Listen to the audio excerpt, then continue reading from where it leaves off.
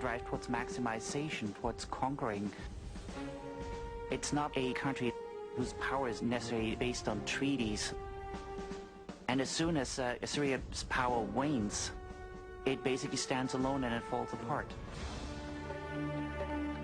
Nabopolassar's hard-won victory against Babylonia's ancestral enemy was sweet. He jubilantly praised his triumph, saying, "I slaughtered the land of Assyria. I turned the hostile land into heaps and ruins." The Assyrian, which since distant days had ruled over all the peoples, and with his heavy yoke had brought injury to the people of the land, his feet from Akkad I turned back, and his yoke I threw off.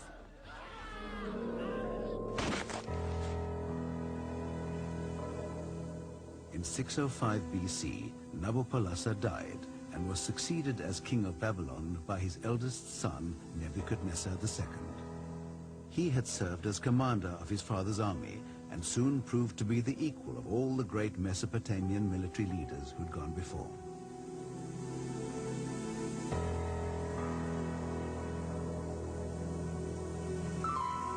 And he managed to reign for more than 40 years, in the course of which he established Babylonian control over much of the western territories of the former Assyrian Empire. One of the territories ruled by Nebuchadnezzar was the Palestinian kingdom of Judah. In 600 BC, its king, Jehoiakim, made the unfortunate decision to withhold the annual tribute due to Babylon. Nebuchadnezzar marched west in December 598 and attacked Jerusalem, Judah's capital city and the spiritual center of the Jewish people. In a battle over 3 months, the Babylonian army proved victorious and took Jerusalem. Nebuchadnezzar ordered what is known in Jewish history as the exile, the deportation to Babylon of thousands of Jews, including the king and his immediate family.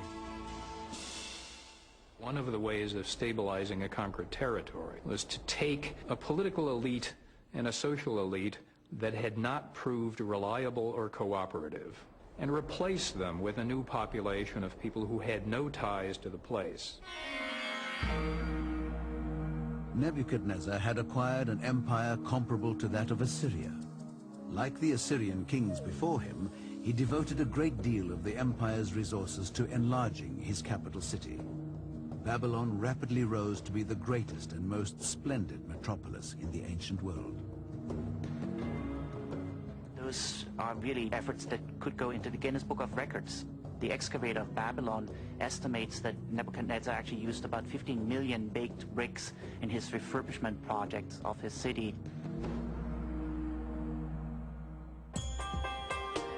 It appears that Nebuchadnezzar was a perfectionist. The ceremonial gate of Ishtar, with its magnificent carvings of sacred creatures, was rebuilt 3 times. The lions represent the goddess Ishtar, queen of heaven, while a demon called Amashushu signifies Marduk, Babylon's principal god and chief deity of the Mesopotamian pantheon.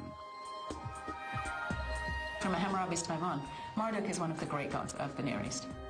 He's not the god of anything in particular, but he managed to conquer the evil goddess, whose name was Tiamat. She was the goddess of the sea. And he takes her body and he splits it in 2. And with the upper part, he creates the heavens, and with the lower part, he creates the earth. The Ishtar Gate stood at the start of the processional way that led to Babylon's many temples and shrines, and its crowning glory, the ziggurat. This was a spectacular temple, 650 feet tall, known as the Tower of Babel. Ziggurats throughout Mesopotamian history, they're a sign of religious architecture. They're massive structures. They take a lot of man-hours to build. Only a king with power and wealth can initiate such a project and finish it. And the reasoning behind building the Tower of Babel seems to be personal glory as well.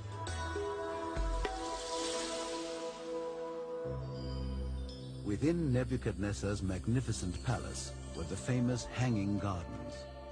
They were said by the Greek historian Herodotus to have been one of the great wonders of the world. The gardens were supposedly constructed for the king's wife, a homesick Persian princess, who found solace in the exotic plants on the terraces, which reminded her of home. However, it is possible that the Hanging Gardens of Babylon may exist only in legend.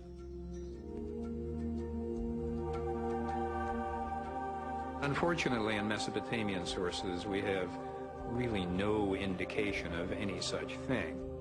On the other hand, it is true that one of the things that a good Mesopotamian king did was cultivate royal gardens in which you could display plants and animals from the empire. This was one of the ways of showing the scale and range of conquest, and therefore giving a kind of living, breathing, green image of power. Nebuchadnezzar died at the age of 84 in 562 BC. During his reign, Babylon's literature, arts, and sciences flourished. Generous state patronage, a strong economy, and the wealth of conquest gave rise to a golden age in Babylon. But beneath the glittering surface of society, all was not well.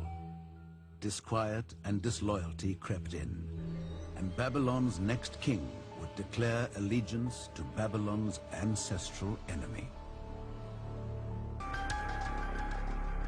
In June 556 BC, a commoner called Nabonidus became king of Babylon in the aftermath of a violent coup d'etat.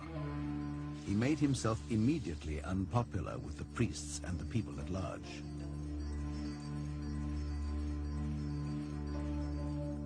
Not only did he claim to have been a loyal subject of the Babylonians' old nemesis, Assyria, but he also neglected their principal deity, Marduk, in favor of the god worshipped by his mother. Nabonidus is very much close to his mother, who seems to be a priestess dedicated to the god Sin, the moon god. In 549 BC, Nabonidus, who was a genuinely devout man, did the politically unthinkable.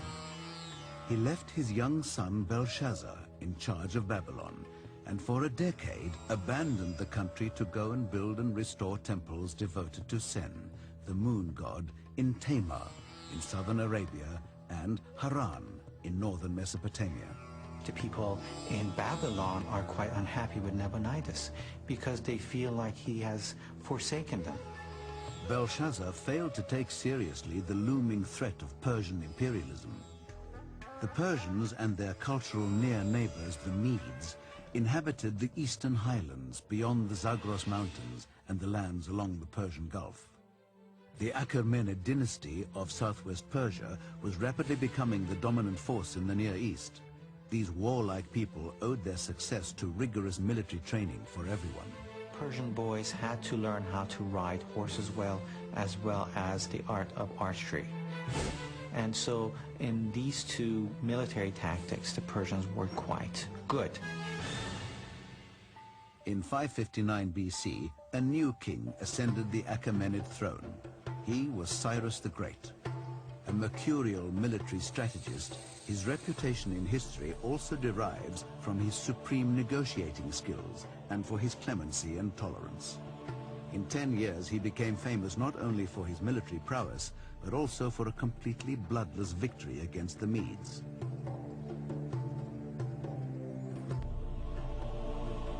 He is going to take on this amazing campaign of first conquering the Iranian plateau, which was ruled by the Medes. Before the battle, a large number of the Median contingent, their forces actually come to Cyrus and desert the Median ruler. And hence, he's victor before even the battle begins. Cyrus won victory after victory. By 546 BC, he had amassed a vast empire stretching from Asia Minor in the west to the Persian plateau in the east. All that remained outside his control was Babylon, Mesopotamia's political, cultural, and religious center, and the territories subject to Babylon in Syria, Lebanon, and Palestine. To conquer them would see the birth of a new world empire and the greatest to date in history. Cyrus couldn't resist the challenge. Babylon is the center of the world, the capital of the world at this time. Once Cyrus steps into Babylonia and the city of Babylon, he pretty much has changed world history. You are now the master of the capital of the world. Now he's going to descend upon Babylonia. In 539 BC, Nabonidus returned to defend his kingdom, but he was too late.